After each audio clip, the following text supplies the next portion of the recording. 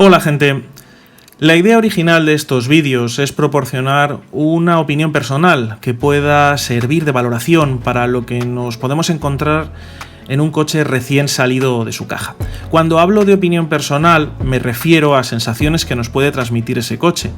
Si cuesta más o menos mantenerlo en pista, si es más agradable o menos agradable, más técnico o menos técnico, en definitiva, si nos divierte más o menos recién comprado, sin modificaciones de ningún tipo, salvo el engrase, ni cambio de neumáticos, ni chasis, ni motor, nada.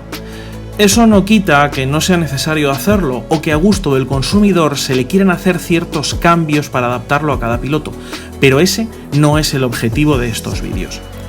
Esto está pensado para aquella gente que, como yo, no sabe de mecánica y retoma el hobby después de 20 años, que escucha hablar de ajustes, offset o suspensiones magnéticas, cortocircuita y desconecta, o para aquellos que se inician ahora y quieren elegir un modelo y van a ciegas. Está claro que cada persona es tan distinta como lo son los circuitos que podemos tener en nuestras casas o clubes, y por ello esto no deja de ser una opinión personal, basada en mi experiencia con el coche y condicionada por mi circuito, y que espero os sirva de ayuda.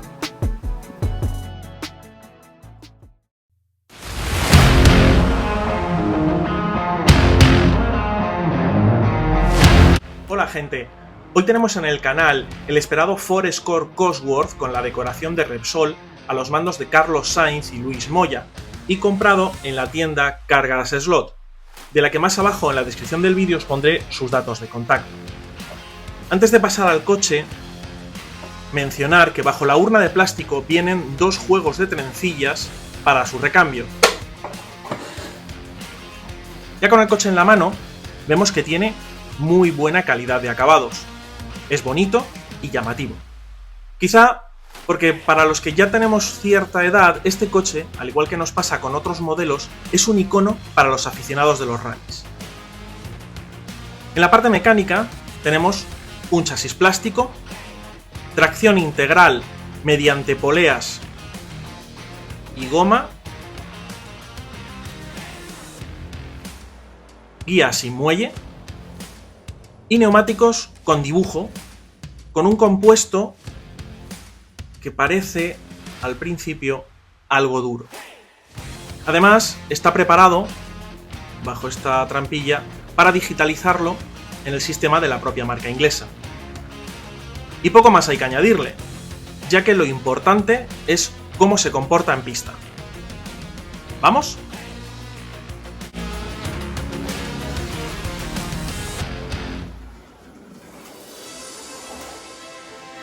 No lo he dicho en la intro, pero sí lo habéis visto. El coche lleva un imán, por supuesto, y ha sido probado con él y sin él, pero vamos por partes. El comportamiento en las primeras vueltas de toma de contacto no ha sido malo. Si bien es cierto que no ha proporcionado una experiencia como lo hizo el Sierra, el Escort no lo estaba haciendo mal. Si lo tuviéramos que resumir en una sola palabra sería entretenido. Sin más. No es una explosión de potencia ni su agarre en las curvas es algo excepcional. Es eso, un coche entretenido.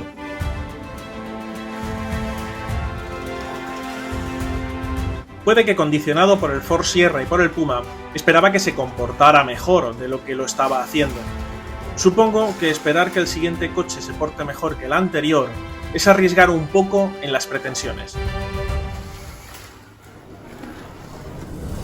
No lo estaba haciendo mal, no era una catástrofe de coche, por la pista han pasado algunos mucho peores, pero se le notaba falta de algo. Y es ahí cuando empiezas a analizarlo mentalmente, mientras miras cómo se comporta en determinados giros de tu trazado que te conoces a la perfección y sabes que, según los negocia, es mejor o peor coche. Y este Escort Cosworth estaba siendo normal, sin mayores aspiraciones que hacerte pasar un rato entretenido. Sus neumáticos algo duros no le dejaban deslizar la parte trasera en las curvas y su tracción 4, si bien se notaba que hacía su trabajo, a veces quedaban dudas de si no iría mejor sin ella. Evidente era que a las ruedas duras le estaba ayudando el imán, que si bien no parecía muy potente, sujetaba el coche de forma adecuada. En la cabeza comenzaba a remolinarse una lista de cambios que le iba a hacer en cuestión de poco tiempo. Pero, ¿Y qué pasaba si quitábamos el imán? Era evidente que se convertía en otro coche, más nervioso, menos manejable, más desafiante y dejaba a los neumáticos completamente vendidos ante un giro a una velocidad mayor de la debida. El recital de salidas, rectos y caídas a distinto nivel había dado comienzo.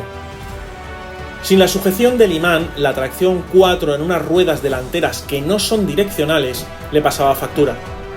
Aún así, ahora podías forzar un poco más la parte trasera y permitirte algún deslizamiento, pero no mucho. Esas gomas no estaban por la labor de ofrecer unos derrapajes espectaculares.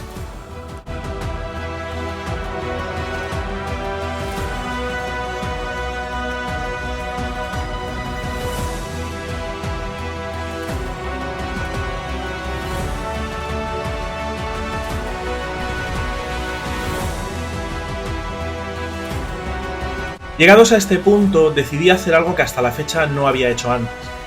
Tras el vídeo del Puma, donde cambié los neumáticos fuera ya de cámara y el coche mejoró muchísimo en ese mismo momento, pero no quedó prueba de ello, decidí que podría aportar algo de valor ver cómo un cambio de neumáticos o de algún reglaje que se pudiera hacer sobre el terreno y sin transformar el coche podría mejorarlo. En el caso del Score, fueron pruebas con distintos neumáticos y la eliminación de la tracción integral, para ver qué resultado sobre la tabla de tiempos se obtenía. En cuanto a los neumáticos, surgieron dos problemas. El primero es que los neumáticos son de 8 milímetros y los que yo tenía por casa eran de 10 o de 10,5. Afortunadamente el canal interior parecía ser el mismo o de medidas muy similares y los neumáticos se ajustaron bien con el chasis en la mano. Rodando el chasis solo por la pista, se notaba que unos neumáticos Scaleauto o Mitos le sentaban muy bien. El problema vino al colocarle la carrocería. Los neumáticos rozaban en el paso de ruedas y el coche se frenaba a diferencia de lo que pasaba con el Score de SCX. Los tornillos de la carrocería no eran lo suficientemente largos para poder levantarla sin perderlos por la pista, así que no pude tomar tiempos con unos neumáticos mejores que habían demostrado solo con el chasis que sí se portaban mejor. La siguiente prueba se hizo sin la tracción 4 pero con el imán, y se tomaron tiempos. Lo cierto es que el comportamiento del coche se notaba algo mejor. Pero vamos con los tiempos. En las primeras vueltas del test de 60, con la tracción 4, el coche marcaba un tiempo de 11 segundos 133 milésimas, colocando 16º en la categoría con imán, un tiempo bastante mediocre, incluso por detrás del Ford Score de SCX. Y no es hasta la última tanda de 20 vueltas cuando el motor termina por soltarse y marca un crono de 10 segundos 534 milésimas, colocándose octavo en la categoría con imán.